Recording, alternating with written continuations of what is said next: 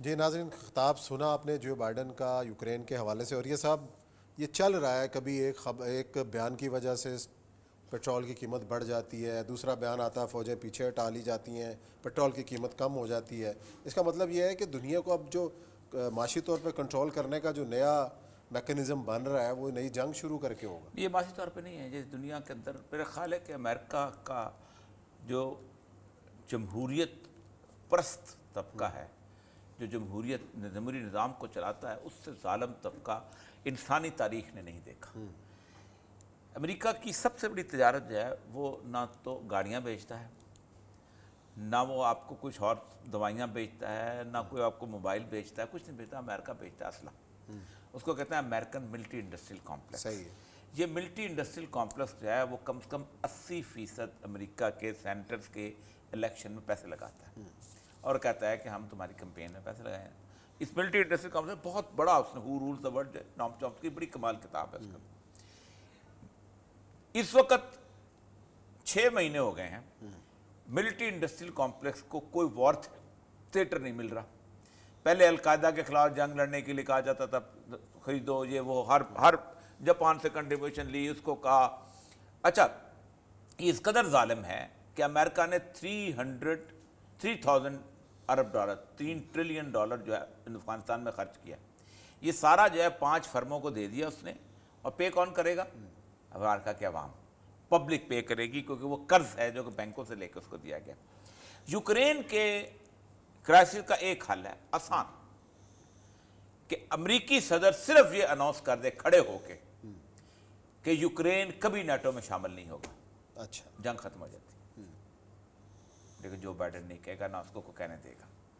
اور likely hood یہ ہے کہ یوکرین جو ہے وہ نیٹو میں شامل نہیں ہو سکتا، کیونکہ نیٹو کے باقی سارے ملک ہاں کریں، جن سے کچھ ملکوں میں چاہتے کہ نہیں۔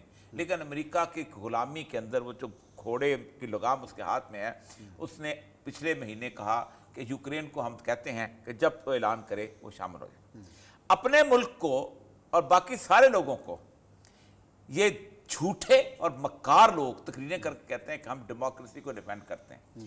یہ جو ولادیمیر میزلسکی ہے، یہ 2019 مئی میں آیا تھا، ایک کو کے ذریعے لایا گیا تھا، اور اصل جو الیکٹڈ پریزیڈنٹ تھا اس کو آؤٹ کر دیا گیا تھا۔ وہ بیچارہ بھاگ گیا وہاں سے، کیونکہ ان کے پیچھے فوج ووج۔ اس بندے کے بارے میں یہ ہے کہ اس نے تقریباً 80% ٹی وی اسٹیشن بند کر دیے، اچھا، ٹاک شو ختم کر دیے ہیں، لوگوں کو، اپنے اپوننٹس کو جیل میں ڈالا ہوا ہے۔ دہشت گرد کیا ایک علاقہ، کیونکہ ایسٹرن اس میں موومنٹ شروع ہوئی ہے، تو اس نے کہا یہ جیسے ہمارے ہاں یہ ہے وہ ہے، ہر جگہ دہشت گردی کا نام بڑا آسان ہے، کسی کو اٹھا کے بند کر دو، مسنگ پرسن۔ اس کے اوپر یہ الزام ہے کہ مسنگ پرسن اس کو سپورٹ کرتا ہے۔ اور آج بھی جو تقریر میں کہہ رہا تھا کہ ہم انٹرنیشنل لیول پہ ہم ڈیموکریسی کی ویلیوز کو سپورٹ کریں گے۔ اور یہ مرسی بھی جو تھا اس کی شہادت ہوئی ہے، وہ جو ابھی آیا، کیا نام ہے، سی سی، اس کو ڈیموکریسی کے ڈیفینڈ کرنے پہ کہا جائے۔ اچھا، اصل مسئلہ یہ ہے عثمان صاحب کہ اس سارے ایشو کے اندر دے وانٹ کہ وہ حملہ کر دے، کیونکہ یہ موو کرتے ہیں کہ ہم، کیونکہ یوکرین بالکل یورپ کے دروازے پہ، ادھر انہوں نے ڈیفینڈ کہا، ادھر انہوں نے میزائل فٹ کر دیا، اور ان کی نیشنل سیکورٹی جو انڈر تھریٹ آ گئی۔ پھر دوسری بات یہ ہے کہ کریمیا اور باقی علاقوں کے اندر بھی یہ اپرائزنگ کی صورتحال، امریکہ چاہتا ہے کہ ایک نئی کولڈ وار شروع کر دی جائے، کیونکہ کولڈ وار کے اندر اس کا اسلحہ سب سے زیادہ بکتا ہے۔ جو بڑی وار ہوتی ہے نا، اس کے اندر تو لڑنا پڑتا ہے، اس کے اندر تو جا کے، اور سب سے بڑی بات یہ ہے کہ یہ کوئی جنگ افغانستان کے ساتھ، عراق کے ساتھ تو نہیں ہے، یہ تو روس کے ساتھ ہے، یہ تو عالمی جنگ ہے، عالمی جنگ ہے، بندے بھی مریں گے۔ کولڈ وار میں جو ہوتا ہے کہ جیسے انہوں نے باقی پوری 60-70 سال گزارے ہیں، بہت گزارے ہیں۔ جاپان کا پرل ہاربر جو ہے، جو اس کی آئیڈیل مثال ہے، جاپان جنگ میں شریک نہیں ہو رہا تھا، اور ان کیسے کیا جائے؟ تو امریکہ کے کچھ جرنیلوں کو امریکن پریزیڈنٹ انہوں نے لکھا ہے باقاعدہ کہ ہمیں کہا گیا کہ تم اپنے جو ہے نا جہاز وہ پرل ہاربر کے گرد ایسے لگا لو۔ صحیح۔ تو انہوں نے کہا ہم تو مارے جائیں گے، آپ کیا بات کرتے ہو؟ انہوں نے کہا نہیں، یہ بہت ضروری ہے، ہم وہ اطلاعات ہیں، اور ساتھ سی آئی اے نے کام کیا اور کہا کہ ہمیں وہ اطلاعات ہیں کہ ہم ٹیک اوور کر لیں گے اور پرل ہاربر۔ اب جیسے ہی وہ جہازوں نے گھیرا ڈالا، جاپانیوں کو پتہ چل گیا کہ وہ امریکی آ گئے اور یہ تو حملہ کر دیں گے۔ انہوں نے پرل ہاربر پہ سارے امریکی جہاز اڑا دیے، ایکٹ آف وار ہو گیا۔ اس وقت امریکہ صرف ایک کام چاہتا ہے کہ روس حملہ کرتے ہیں، کیونکہ روس جب حملہ کرے گا تو امریکہ اور کچھ نہیں کرے گا، جنگ تو شروع ہو جائے گی، لیکن وہ انٹرنیشنل سیج چاہتا ہے۔ اس وقت روس پوری دنیا کے ساتھ تجارت کر رہا ہے، اس کی اکانومی فلرش کر رہی ہے۔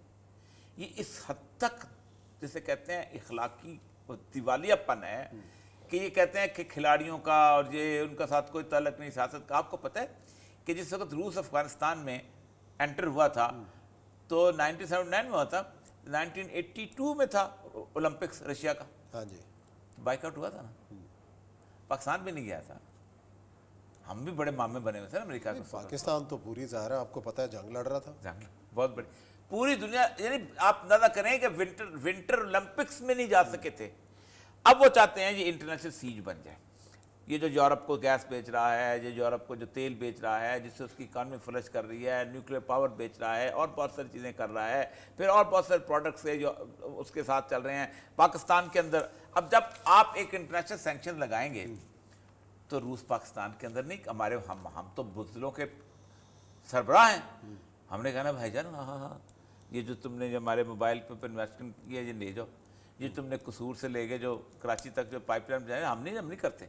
وہ بنیادی طور پر اس جنگ کے بعد ایک یونائٹڈ نیشنز کی ایک قرارداد لانا چاہتا ہے، اگرچہ کہ اس کو ویٹو کر دیا جائے گا، لیکن آپ کو پتہ ہے عراق میں کیا ہوا تھا، ان کو پتہ تھا ویٹو ہو جائے گی، اس نے تقریر کی کولن پاول نے، وہ کالا جو تھا، ٹھیک، وہ عجیب و غریب سی چیز تھی، اس نے ایک تھیسس کا کچھ ایکسپیکٹ نکالے کہ ویپنز آف ماس ڈسٹرکشن ہے اور آپ ہمیں سینکشن دے نہ دیں، ہم دنیا کو بچانے جا رہے ہیں، اور تعلیم جاتے ہوئے اقوام متحدہ سے نکل گئے۔ افغانستان میں تو انہوں نے کر لیا تھا نا بیچارے ان پہ حملہ کرنے کے لیے، ٹونی بلیئر ساتھ تھا، جس کے بعد میں معافی بھی مانگی، عثمان صاحب 14 لاکھ بندہ مار دیا، بعد معافی مانگی، غلط تھا جی، وہی بات جو ہم متحدہ والی ہوئی کہ میں نے معافی مانگ لی تھی، وہ جو گھر گھر لاشیں بکھری ہیں وہ کیا تھا، تو ٹونی بلیئر کو بھی آپ نے دیکھا۔ اب مسئلہ سارا یہ ہے کہ اس وقت ایک تو انٹرنیشنل کا یہ جو گیس کی پائپ لائن ہے بڑی تھوڑی سی چیز ہے، آپ کو پتہ ہے ایک ایک میزائل جو ہے نا یہ پورے شہر کی قیمت ہوتی ہے اس کی، ظاہر ہے ایک ایک جہاز جو بکے گا نا، ایک ایک جو اسلحہ جو بکے گا، اور دھڑا دھڑ فیکٹریاں رات کے وقت کام کرنا شروع کی گی۔ 4 ٹیلی ویژن اسٹیشن ہیں جن کو جنرل کمپنی جو ہے وہ افورڈ کرتی ہے، چلاتی ہے۔ کتاب ہے نام چمسکی کی مینوفیکچرنگ کنسنٹ، اس کے اندر اس نے وہ ان کمپنیز کا نام لیا ہے جو پیسے دیتی ہیں، جن میں سی پی ایس۔ آپ کیا سمجھتے ہیں جس وقت جنگ شروع ہوگی تو کیا ہوگا، یہ کمپنی چلاؤ اور چلاؤ اور اٹھاؤ۔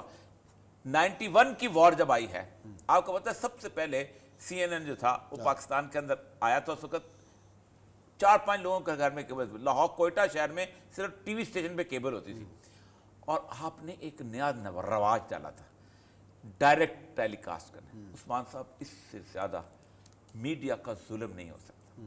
آپ کیا کرتے ہیں، آپ مائٹ دکھاتے ہیں، یہ بلڈنگ ہے 60 منزلہ، اس کے اوپر 2 میزائل لگے، کوئی نہیں بتاتا کہ اندر بچے تھے، عورتیں تھیں، لوگ تھے، وہ مر گئے۔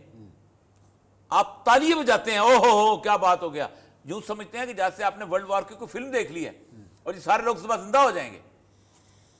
ہر بندہ کسی کی آنکھ میں نے آنسو نہیں دیکھا، کسی کی آنکھ میں آنسو نہیں دیکھا، وہ وار جو کور ہو رہی تھی۔ ایمبیڈڈ جرنلزم کا آپ کو پتہ ہے شروع ہوتا ہے، سوائے چند ایک جگہوں پہ جو اس نے بیچارہ جولیان اسانج نے، بہت بڑا ہیرو ہے آج کے دور کا بیچارہ، بہت اس نے جو 4 فوٹیجز نکالی ہیں کہ انہوں نے کیسے ہنستے ہوئے مارتے تھے اور کیسے لوگوں کو ٹارگٹ کرتے تھے۔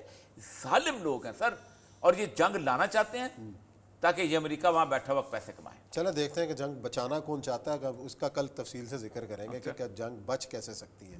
لیکن ناظرین یہاں پہ ہمارے پروگرام کا وقت ختم ہوتا ہے، کل انشاءاللہ پھر ملاقات کریں گے نئے موضوعات کے ساتھ۔ اپنا خیال رکھیں، اللہ